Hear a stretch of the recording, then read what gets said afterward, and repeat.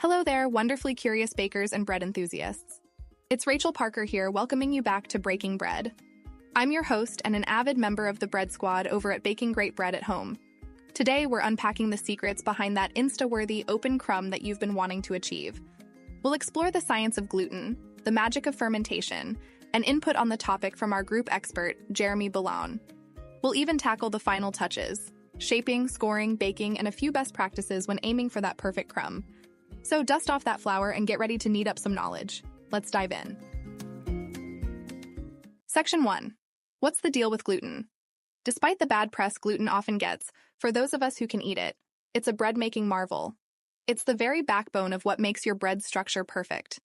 This process begins with your choice of flour. Here's a crumb of wisdom. Flour has no gluten initially.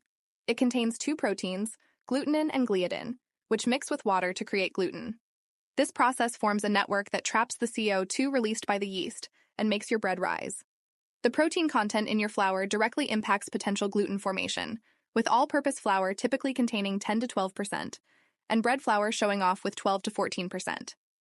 For that sought-after open crumb high-protein bread flour is the way to go. Dough hydration also plays a key role, with higher hydration doughs usually producing open crumb structures, due to them creating more steam during baking and providing increased extensibility. However, it can be a tricky process. Hence, my advice for beginners is to start with a 65% hydration and gradually work your way up. Remember, as our friend Henry says, wet hands for sticky dough. For more in-depth study, there are a few reading recommendations we have for you. The links can be found in the show notes. Segment 2. Let's talk fermentation. Fermentation is where the bread-making magic truly unfolds. It's a multifaceted process affecting your bread's flavor, texture, and, you guessed it, crumb. The length of bulk fermentation and the temperature considerably influences your final crumb structure.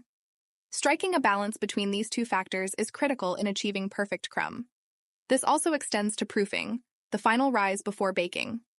Underproofed bread is dense, while overproofed bread might collapse in the oven. Terry from our group recommends a poke test for perfect proofing. Find that sweet spot when the indentation slowly springs back but doesn't disappear completely. Segment 3. Expert advice from our group expert, Jeremy Ballon. Jeremy has shared some great insights, emphasizing on detailed measures such as the autolyse or fermentolyse methods for the initial mixing stage. These methods help kickstart gluten development before you even begin kneading or folding the dough, yielding a more extensible dough with better structure in the final loaf. Segment 4. The final touches. Let's dig into shaping, scoring, and baking, every step as essential as the last, aimed at achieving that open crumb. Shaping should be done gently to maintain the air bubbles, while scoring controls the expansion during baking, impacting your crumb structure directly. Using tools like Wire Monkey's scoring lames can enhance your bread game. Remember, baking at the correct temperature is crucial for a good oven spring and open crumb. What's more, letting your bread cool down before giving in and tearing it apart ensures your crumb structure gets firm and maintains the moisture, because good things come to those who wait. And there you have it. We've navigated through the intricacies of gluten, the enchantment of fermentation, and an assortment of insightful steps, all to help you master that perfect open crumb.